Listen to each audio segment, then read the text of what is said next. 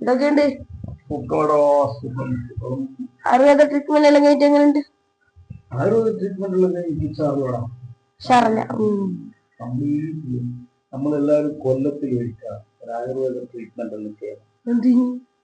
നമ്മളൊന്ന് നല്ല body complete ഒന്ന് സെറ്റപ്പ് ആക്കിട്ടാണ്. പിന്നെ ഈ നമ്മൾ ആ കംപ്ലീറ്റ് രോഗങ്ങൾ ഈ ഒരു കാര്യം മനസ്സിലാക്കി നമ്മൾ ഈ കംപ്ലീറ്റ് നമുക്ക് രോഗങ്ങൾ കൂടുതലായിട്ട് തരുന്ന എന്താണ് നമ്മളെ ഭക്ഷണ രീതിയിലാണ്.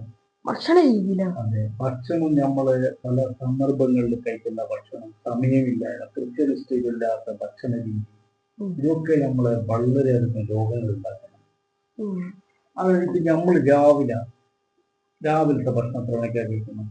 ഒരു 10 മണിയാകുമ്പോഴല്ലോ. 10 മണിയാകുമ്പോഴേക്കല്ലേ കഴിക്കരുത്.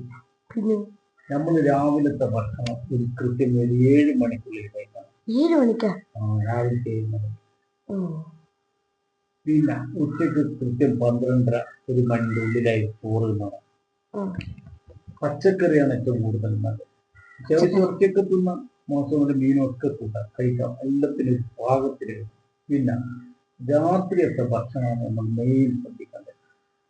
രാത്രിയത്തെ ഭക്ഷണം നമ്മൾ എത്ര മണി കഴിക്കുന്നത്? 9 മണി 8 മണി 9 മണി 10 മണി അല്ലേ? എന്നിട്ട് നമ്മൾ നേരെ പോയിട്ട് കിടന്നു അല്ലേ? പാടില്ല. വൈകുന്നേരത്തെ ഭക്ഷണം രാത്രിയത്തെ ഭക്ഷണം നമ്മൾ കൃത്യം ഒരു 6:30 മണിക്ക് കഴിക്കണം. 6:30 മണിക്കാ?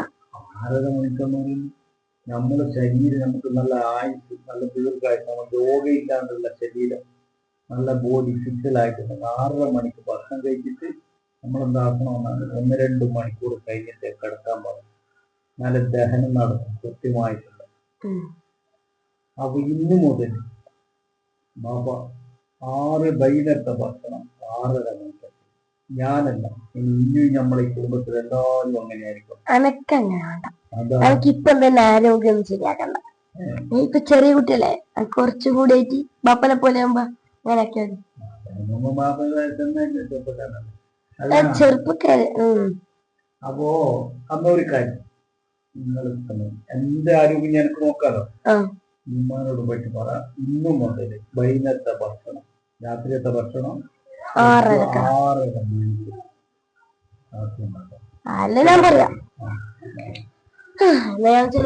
പറയാ നടക്കും.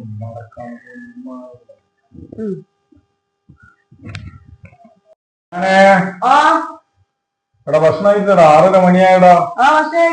ഉണ്ടല്ലോ. ഉണ്ടോ? ഓക്കെ. പൂമുഖവാദ്യത്തിൽ സ്നേഹം വിതത്തുന്ന പൂന്തിങ്കളാകുന്നു ഭാര്യ,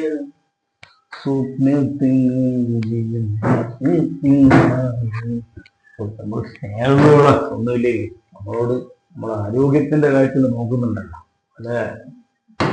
അരിയാ ഇത്?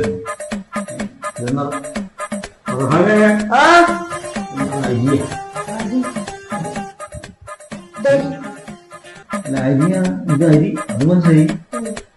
തക്കാളി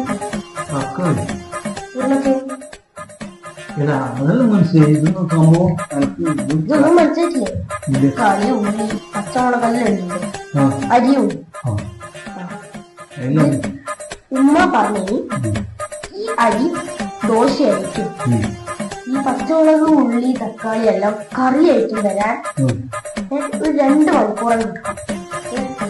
ബാപ്പാക്കിപ്പോ 6:30 തിന്നാനാണെങ്കിൽ ഈ അരി എല്ലാം ഉണ്ട്.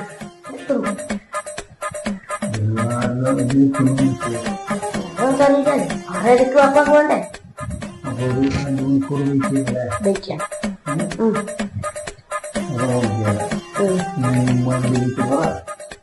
1.5 മണിക്കൂറിനുള്ളിൽ തക്കാളി, ഉള്ളി, പച്ചമുളകെല്ലായിട്ടും കറിയായിട്ടും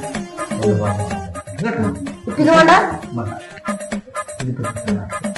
ആ വെള്ളം കുടിച്ചു.